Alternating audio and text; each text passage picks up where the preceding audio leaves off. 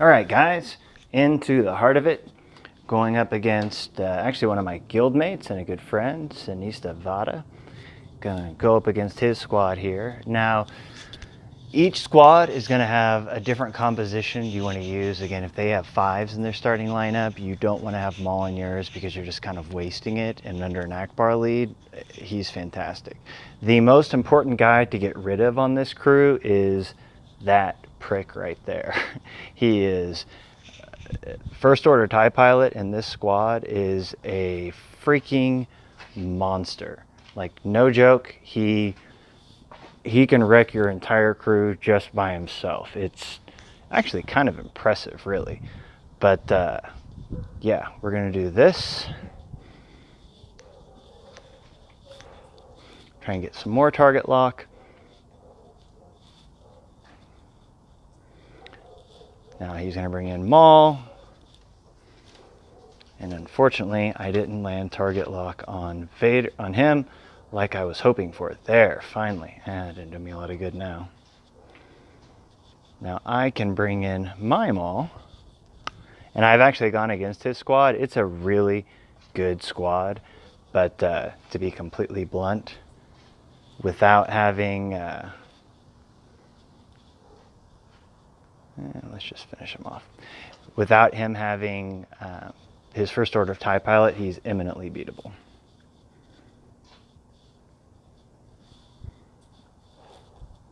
Now, I'm going to heal up Vader. I hate the mechanics on this sometimes. Because Vader is the only way that I can guarantee I can hit this guy right here, and he really sucks. So with Thrawn, kind of like going against, what's his face? There we go. Going up against Tarkin, sorry, I was drawing a blank there. The most important thing is to try and get to it before he does the nuclear attack. I swear. And as you can see, no real problem. But from past experience, I can tell you, going against that squad, if you don't get rid of First Order TIE Pilot, you are in a world of hurt. He will just sit there and go constantly. Now, it does me no good, as you can see here with the prizes, it does me no good to pay for the crystal refresh. It's actually going to cost me 25 crystals. But for the sake of doing this video, just this once, I'm going to do it to show you, how this works going against a guy who is really and truly a monster. 7-star Thrawn, 451 power. The Phoenix Twins, Vader, Millennium Falcon at 7 stars. He has an incredible lineup, and they all hit like trucks. So he is kind of the perfect case for how to do this. And with him, I am going to,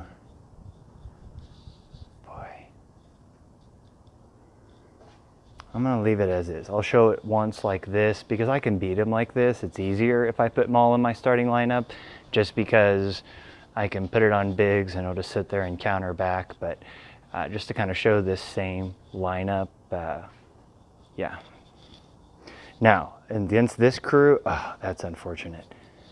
You've got to get rid of him first and foremost. If you don't, you are, well, frankly, screwed.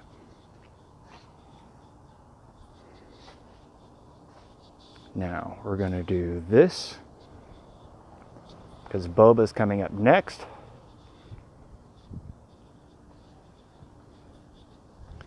And we are going to try and kill a couple birds with one stone. There we go. There's one down. Oh, I really freaking hate this guy. His ship is just a monster.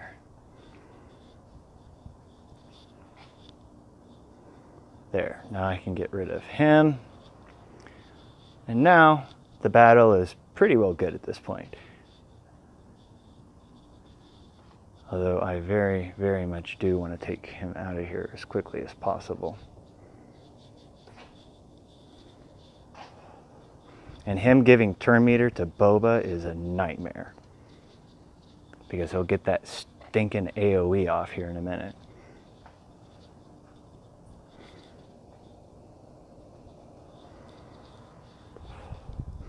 Still nothing's changed. Got to get him out of the equation and everything works just fine. Now he's good.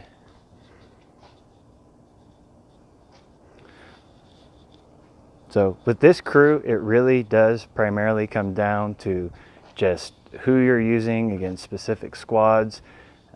I could show you what it looks like if I don't have this crew. It took me a while to figure him out, but just like going against the previous guy, if I take first order TIE pilot out, everything else falls into place. With this squad, if you're going up against a high level guy with Ghost and Phoenix, if you don't take out, or Ghost and Phantom, forgive me, from the Phoenix squad, if you don't take out Phantom right away, then the battle can get out of hand really quickly, because anytime the Ghost takes damage, the stupid Phantom is going to taunt and get foresight, and then most of the time he has stealth, so as soon as you get done attacking him, he goes right back into stealth. And then of course you hit Ghost again with anything, with an AoE or whatever, and then it's right back up. I mean, you spend half the battle attacking somebody that you can't hit because they have foresight. And with Thrawn, again, he has a pretty darn good AoE attack in general. And then on top of that, he has that nuclear option where he completely obliterates one guy. He can remove turn meter. Thrawn's capital ship is amazing. Again, I still like ackbar because of the mechanics and how it work. If you attack out of turn, you get protection up. That works great with Maul. I actually have a lot of success with Jedi Consular as well, that I'll always call either Biggs to assist if he doesn't have full health and protection, or I'll call Boba if I'm going against an enemy that has target lock, because if you can get your Boba Fett first to the point to where he is using his little ball of fire, I forget what it's called now, but the one that just hits everybody at once and takes away like 40% of their health and protection, you're probably going to win if you can get yours out first. Keep in mind that if it's getting later in the game and their Boba's going a little faster than you, that's where Vader comes in. He can put, with his Dispel, he can put ability block on the enemy, and then of course Boba can also put ability block with his missile area of attack that attacks the target ally and all target locked enemies. Be mindful of that. If their Boba is higher geared than yours and is going more quickly, that's a lifesaver. But yeah, with Boba, one way to kind of get around the whole mechanic is to just constantly attack target locked enemies. To attack out of turn, it's a huge benefit. But Mace's ship, in my opinion, oh sorry, I've got it right here. The seismic charge, deal physical damage to all enemies plus bonus damage equal to 30% of their health. It ignores armor and protection. That's just a great ability. I'm not going to use it now because he has attacking a target lock enemy and there's only one of them. He has a chance to attack multiple times, and then of course he gets 20% turn meter on each critical hit, so he can attack up to 3 times, which means he can get 60% turn meter. Don't ignore that part. It is a great way to speed things up and get the battle going. And of course, if he does not kill him right here, and I'm just kind of talking and letting the timer kick down, because in spite of the fact that JRL is not on the same payout as me, he loves to attack outside of his payout and knock me down, which is really annoying. So yeah, 755. I'll let this tick down here for just a minute, but yeah, TIE Fighter pilot, the only reason I use him instead of Maul, because my favorite lineup actually is all of these guys, and then Maul in place of TIE Fighter pilot.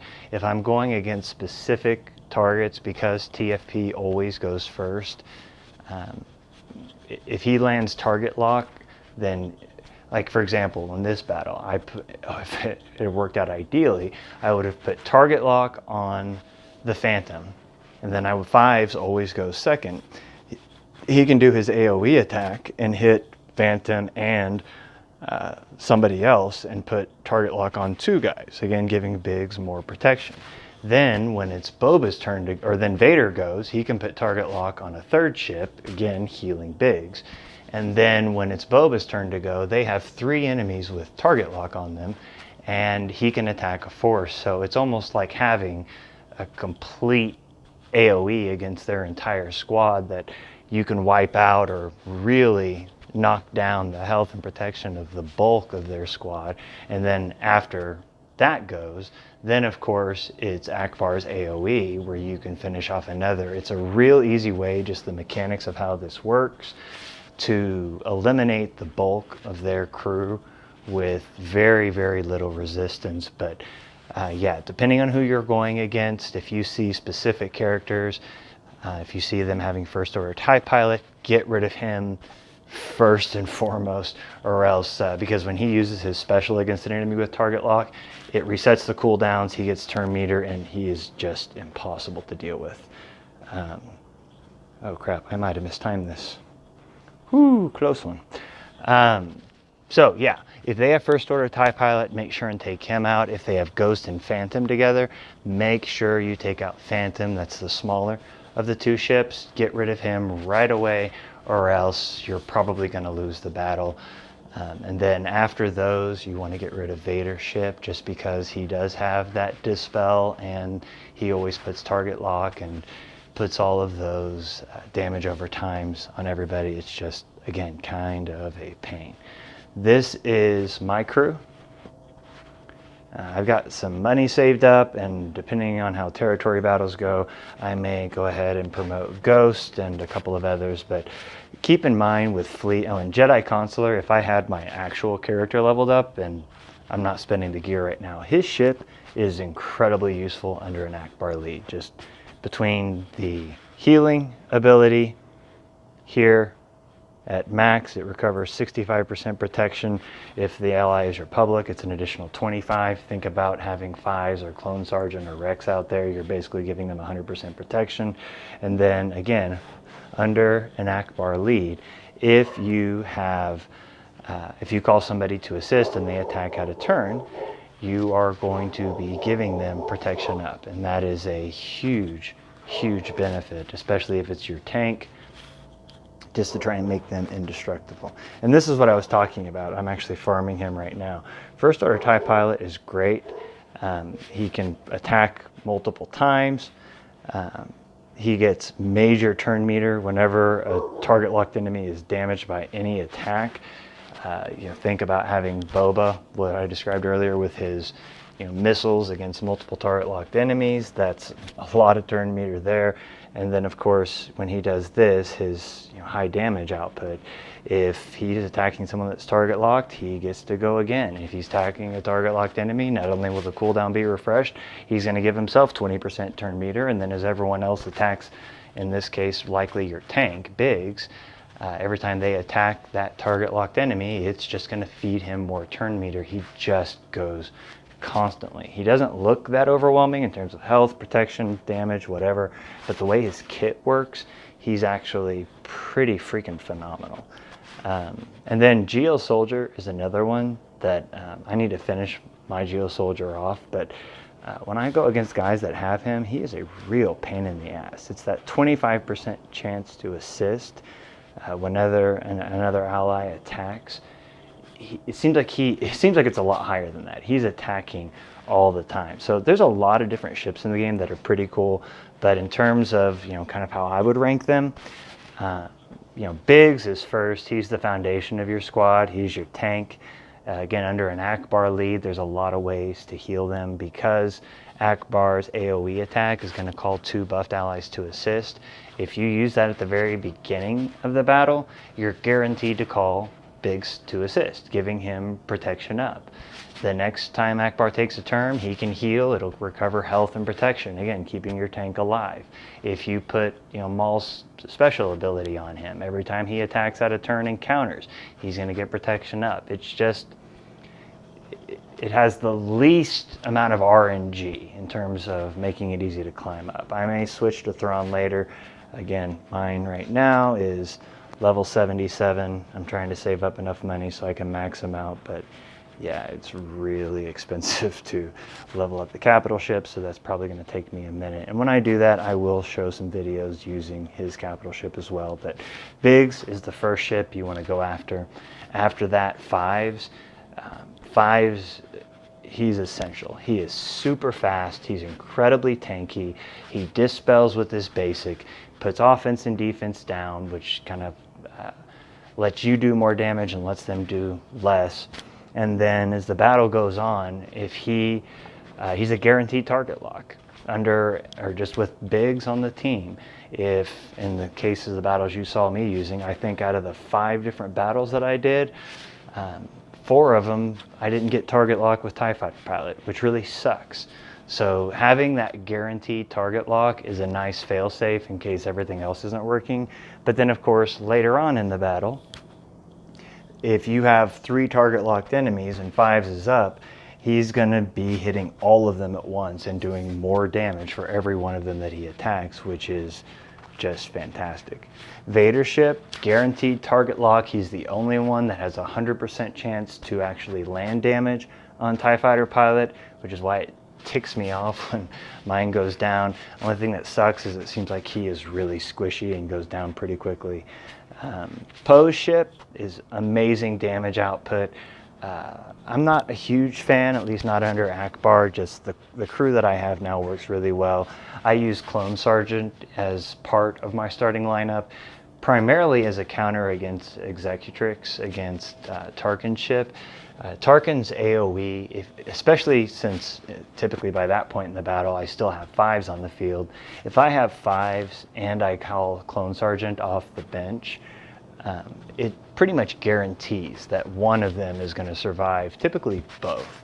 And if you can survive Tarkin's mass TIE Fighter attack, you're probably going to be okay the vast majority of the time. You just need to make sure that you can survive it. Clone Sergeant is a big help in that regard. He doesn't do a lot of damage, but I put him on my lineup just because he's kind of a good backup, just in case you need somebody tanky. He can take a lot of heat. TIE Fighter Pilots, the fastest of all of them, can put target lock down. It says that there's a 70% chance, but yeah, that's not been my experience. He also has ridiculously high evasion and feeds turn meter to the capital ship whenever he does evade an attack. That is fantastic. And then of course Maul's ship is really, really great. Again, when all your allies are stealthed, they are going to have a lot higher offense. If all other things are equal, I prefer to save Boba's missile attack for when he's stealth because it can just wipe out their entire squad. But if they have a guy that I know I need to ability block, getting target lock on those characters first and focusing on them, and then putting that down is great. And again, under an ackbar lead, Scimitar is a fantastic ship. For my last one, I'll kind of rotate different guys in, again, depending on which squad I'm going against, but typically I use Wedge. I didn't need to in today's video or in any of today's battles, but the vast majority of the time, if I'm struggling, like if I just have target lock resisted, especially if they have Rex on their team where it gives them resistance up, then having not Biggs, Wedge. If I have Wedge on the squad, his special attack does extra damage, and I actually don't even have mine max, but it does extra damage for every detrimental effect on the enemy. And if you're calling him off your bench, he's guaranteed to do a critical attack on his first. So even if they only have 1 or 2 detrimental effects, and if you think about it, going against my starting lineup, whoever he's attacking is pretty much guaranteed to have target lock, defense down, and offense down because of the combination of 5s and Vader, because with Vader, target lock never expires. That's one other thing about Vader's ship. Whenever target lock does expire, it automatically renews for 2 turns as long as he's still on the battlefield. When that happens, that's going to heal big ship up. It's just like applying another target lock on the enemy. So yeah, Vader is a must for any ackbar Biggs combination, because again, it's just making him that much harder to kill. But Wedge is basically the 5s or Biggs killer, that if you can get a couple debuffs off him and he comes on to the field, he's automatically going to have advantage. He's going to fire off his special attack, and he's probably going to nuke their Biggs or their 5s or whatever. And of course, even if it doesn't kill them immediately, because again, under my crew, they will have target lock on them, they're going to get damage over ×3 of them for 2 turns, which just further eats away at their health and protection. So I'm going to start playing with the Phoenix ships. As you can see, the best guy on our shard uses them extensively.